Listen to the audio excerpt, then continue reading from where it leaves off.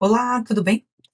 Vamos conversar sobre jogos, para ser mais específico sobre os elementos fundamentais quando nós estamos conversando sobre jogos, tá? Então, quando a gente conversa sobre jogos, a gente precisa entender algumas coisas, entender alguns itens, ou melhor, entender esse mundo, né? Que é um mundo, assim, vamos dizer, diferente.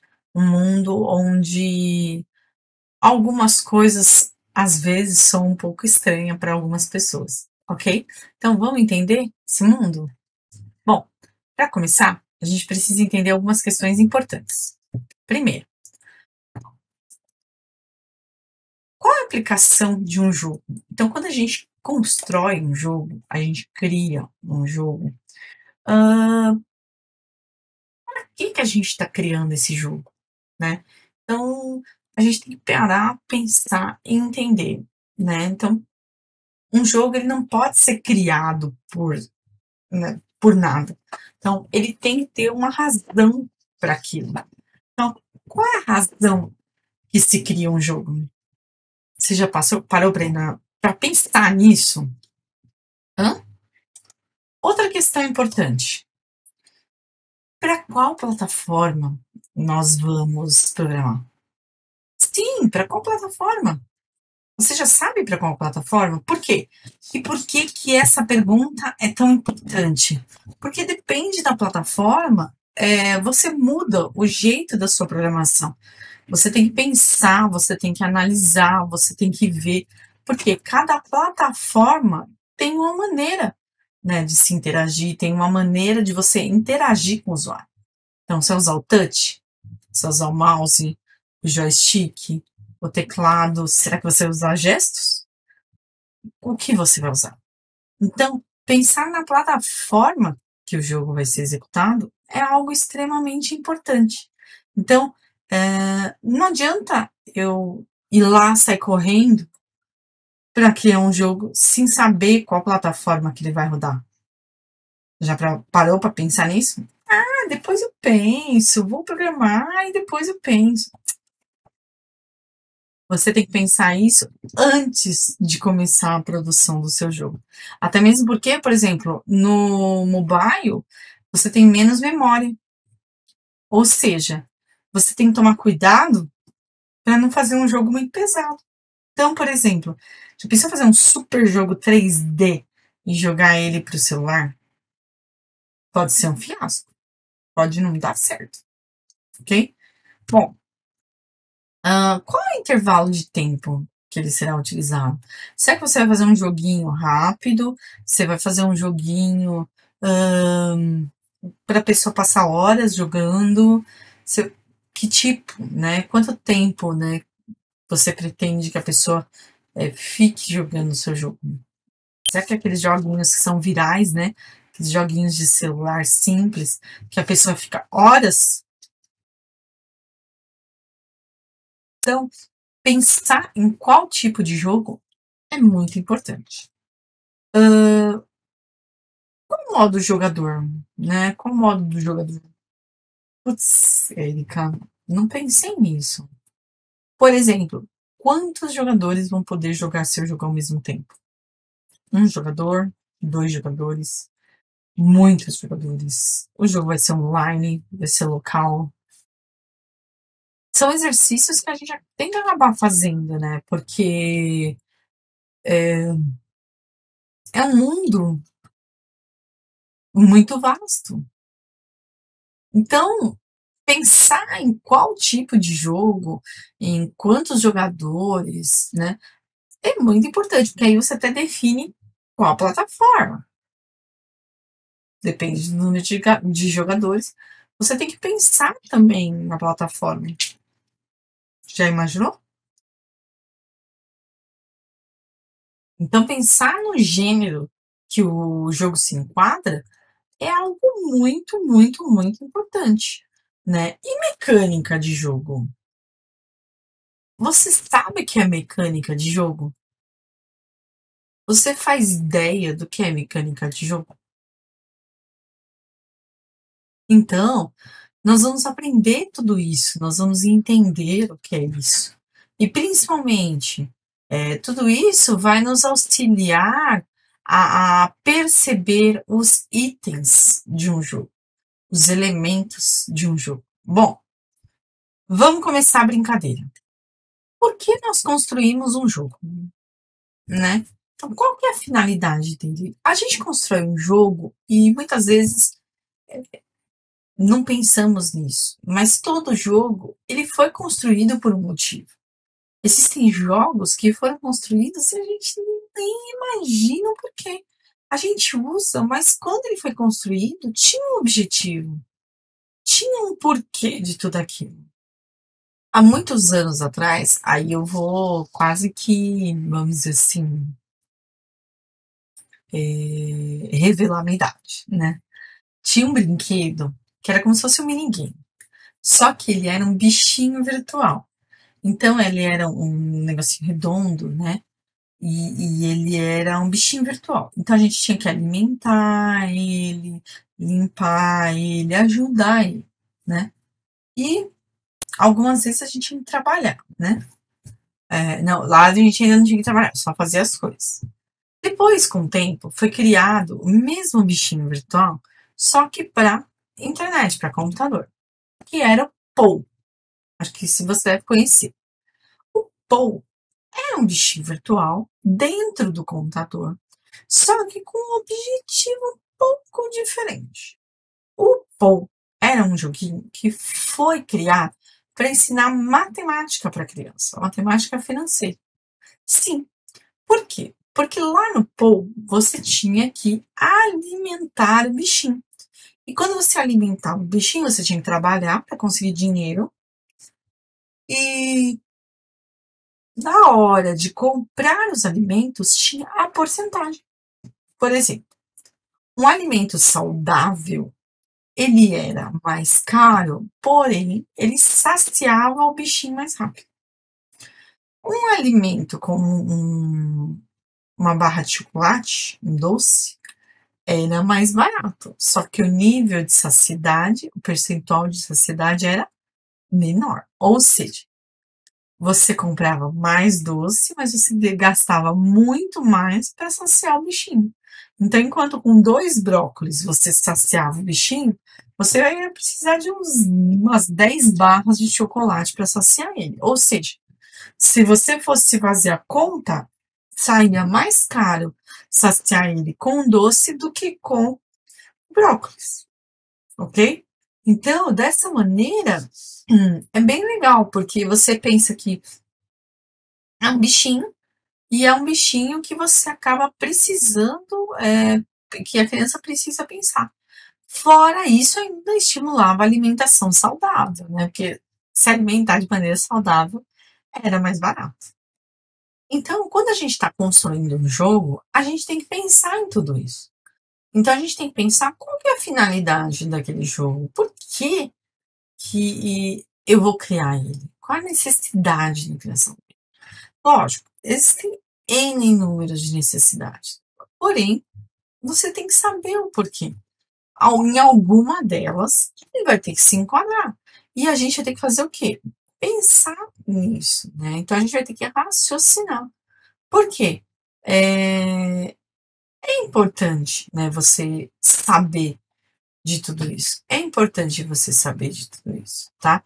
E aí você também vai ter já opção para decidir em qual tipo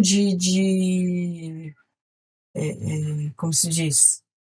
Em qual tipo de dispositivo você quer, tá? Então, é importante. Ah, mas eu quero fazer apenas para me divertir. Sim, entretenimento é sim um dos motivos para você criar um jogo, para você criar uma aplicação, mas só isso, que coisa pobrinha, né? Só para se divertir, por que você não ensina algo para a pessoa que está jogando o seu jogo? Não seria mais inteligente e interessante? O que você acha? Bom, vamos ver os tipos, né, os tipos como se diz? Os tipos de jogos que a gente pode ter, tá bom? Vamos começar pelo entretenimento.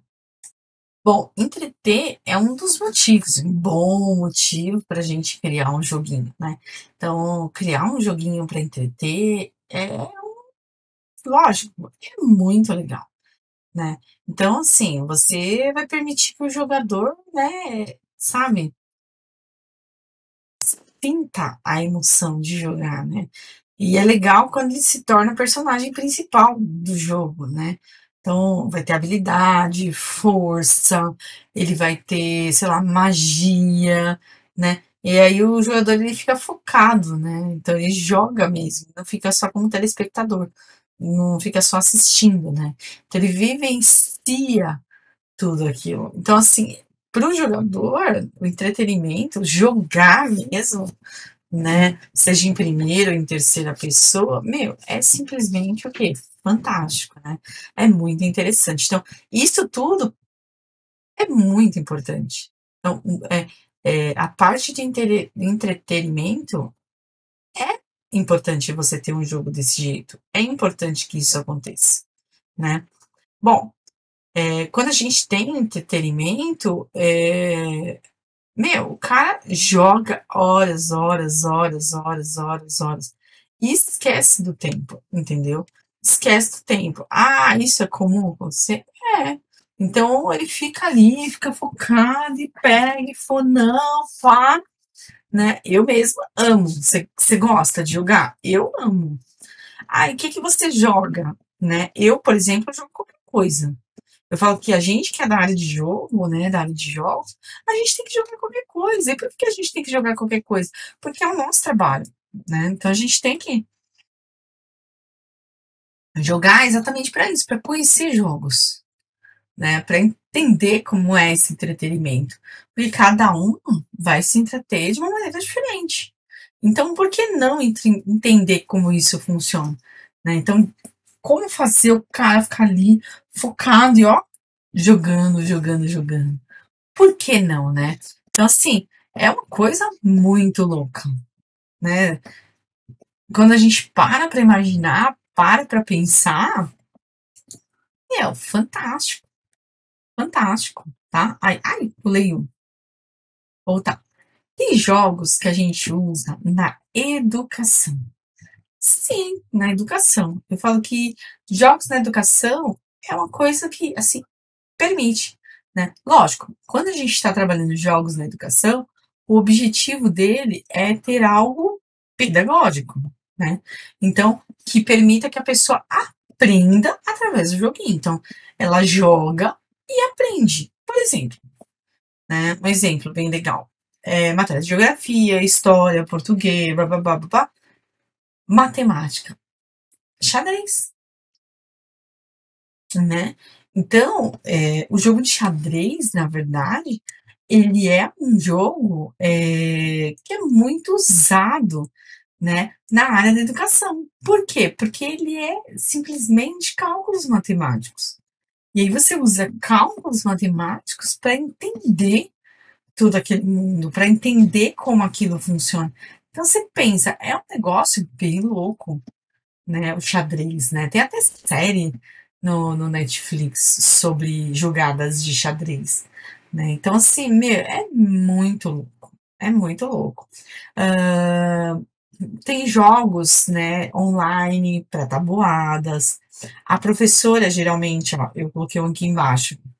A professora, principalmente de ensino infantil, ela cria jogos com lacunas para os alunos poderem, por exemplo, aqui nesse caso, completar. Então, eles olham a sequência item, completar com o próximo item da sequência. Então, ajuda o aluno que a observar, a pensar, né? É, tem, por exemplo, tem joguinhos de português, né? Aí eu brinco que até aquele telefone sem fio, ele é um jogo legal. Por que o telefone sem fio é legal? Porque o telefone sem fio é um jogo que ativa a memória, ele brinca com a memória. Você pensa, o aluno se diverte e aprende ao mesmo tempo, não é legal? Então, assim, pelo menos eu acho mais divertido, né? Hoje em dia eles falam muito até de gamificação, né, das aulas. Então, fazer competições mesmo, trazer as aulas como se fossem jogos.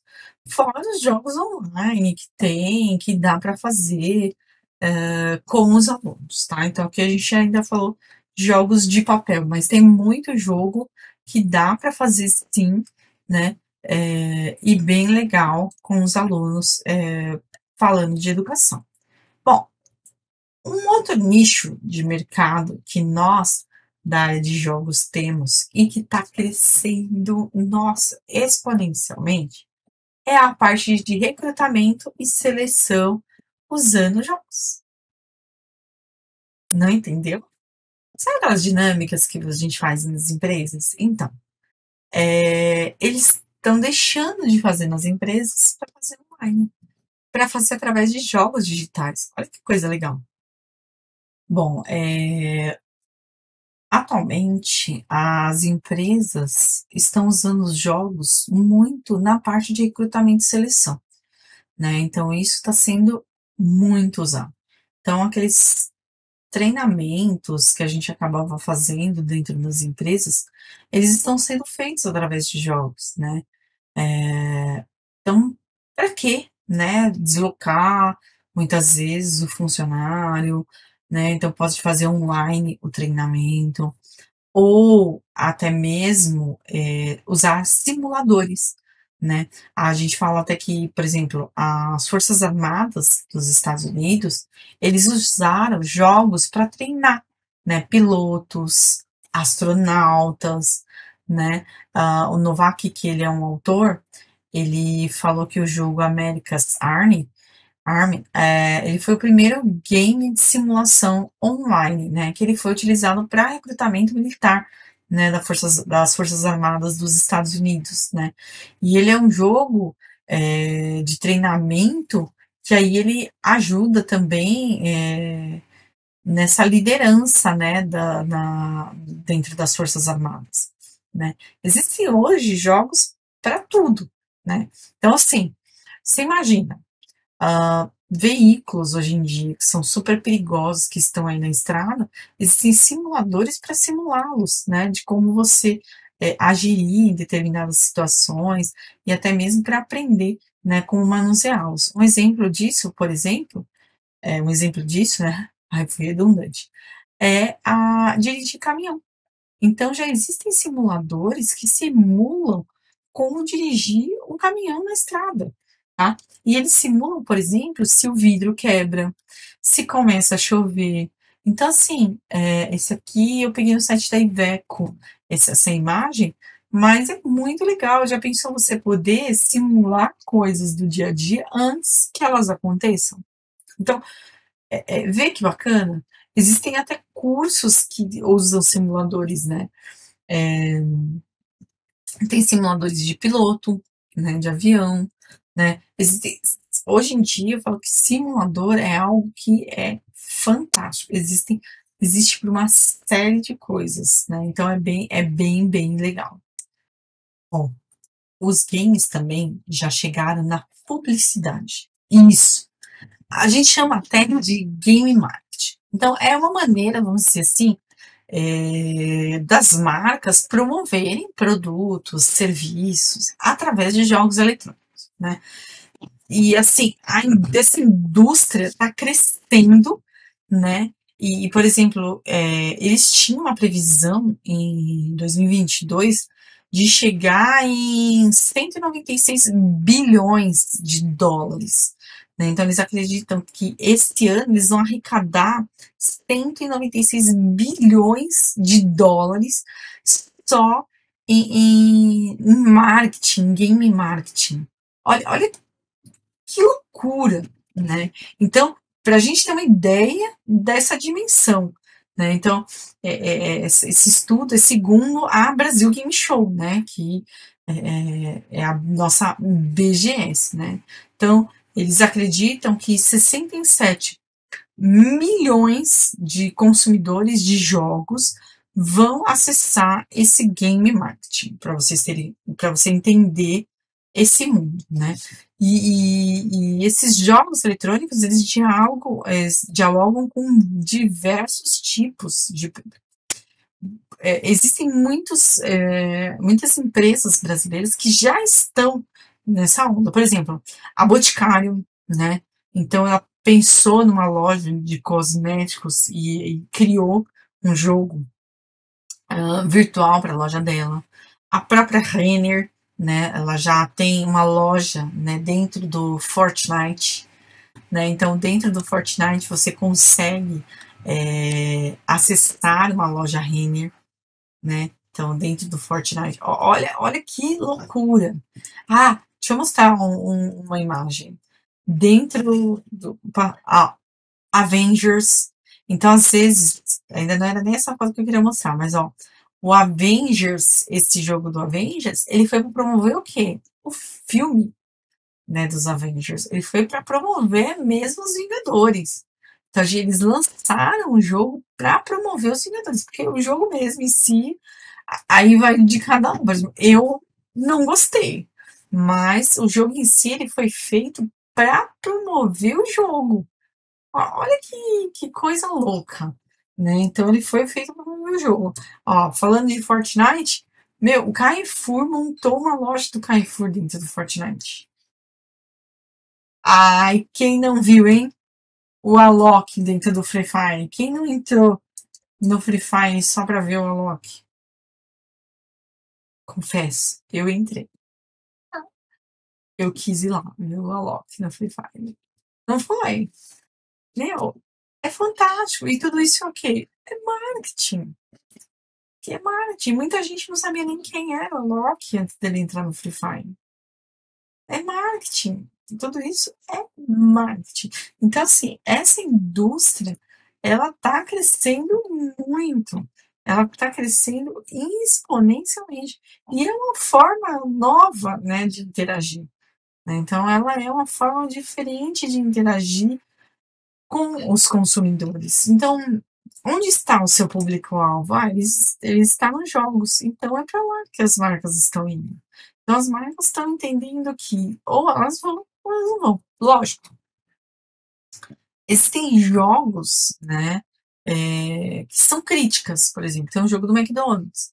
O jogo do McDonald's ele faz uma crítica ao McDonald's. É certo isso? É um jogo.